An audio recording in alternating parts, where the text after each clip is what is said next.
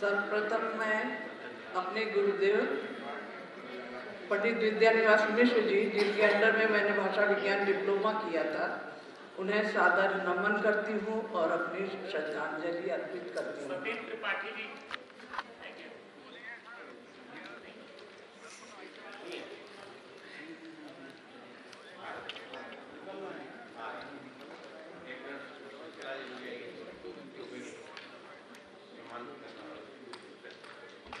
आज के इस महत्वपूर्ण आयोजन में सतेंद्र त्रिपाठी जी ने अपनी महत्वपूर्ण भूमिका अदा की है।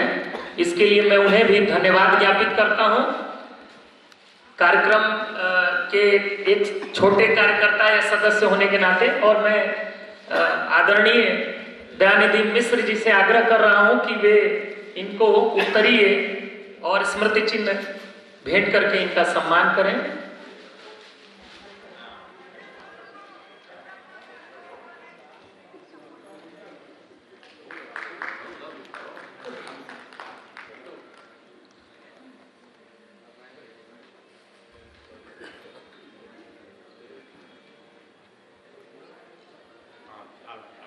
आज माफ करिएगा, बीच में रोकना पड़ा।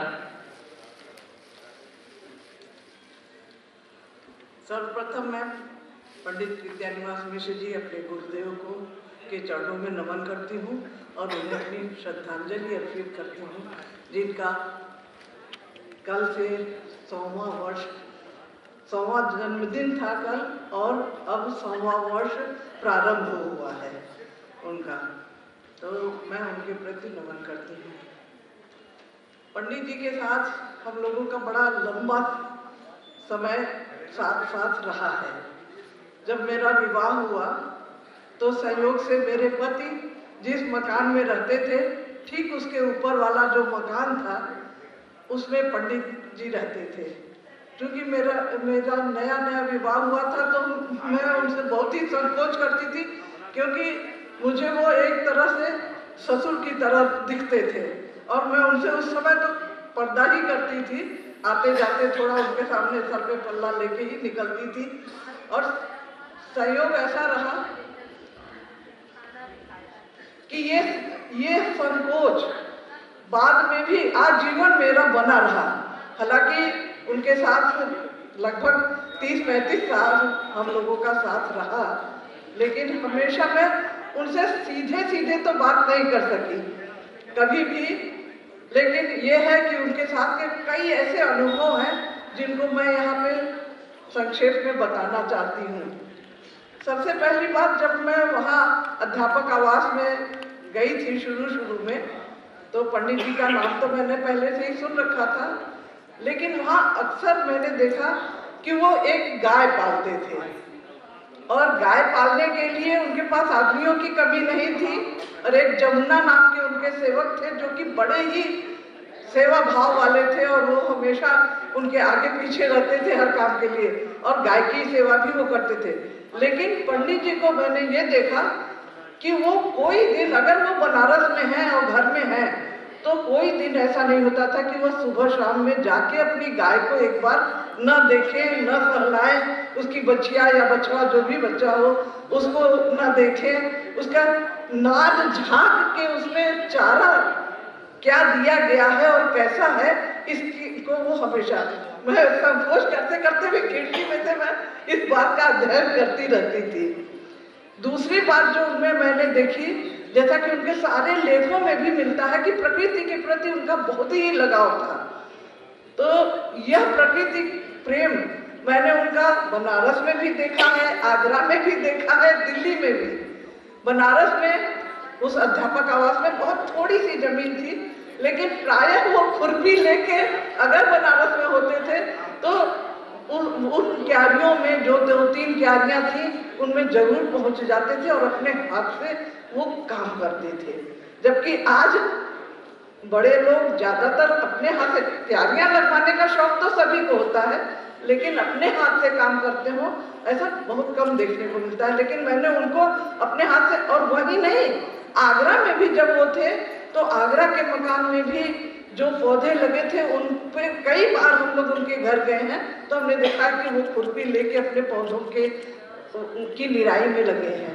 तो इस तरह से जो प्रकृति के प्रति प्रेम और जो पशुओं के प्रति या जीवों के प्रति प्रेम है जो उनके साहित्य में मिलता है, वो उसको जीते थे, अपने जीवन में जिया है उन्होंने और तब उसको उन्होंने लिखा है। शेफाली झड़ रही है, एक उनका निबंध है। शेफाली का एक पेड़ वहाँ आगरा के भी उनके बंगले में था, उसकी देखभाल बड़े मन से वो करते थे। हालांकि शेफाली एक बार लगा दो हर श्रृंगार का पेड़ तो वो अपने से बढ़ता रहता, लेकिन उसकी छटाई कब होनी है और कब उसमें पानी की जरूरत है, इस सब का बड़ा ध्यान रखते थे। और वो इन चीजों का उल्लेख भी उन्होंने अपने उस निबंध में किया है, बल्कि अज्ञे जी की शेफाली और अपनी शेफाली की तुलना भी वहाँ की है उन्होंने।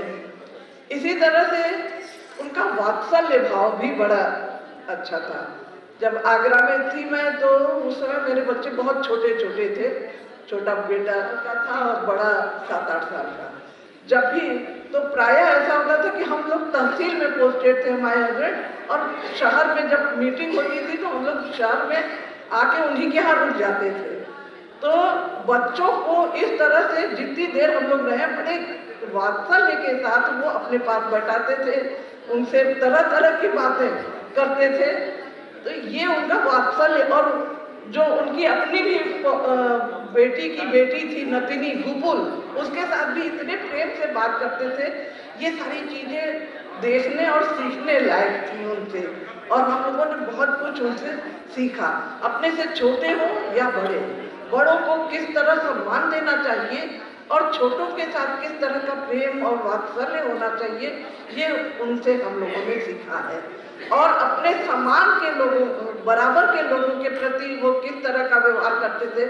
जब उनके यहाँ भवानी प्रसाद मिश्र जी या निर्मल वर्मा जी आते थे तो वो कैसा व्यवहार करते थे, ये देखने लायक था।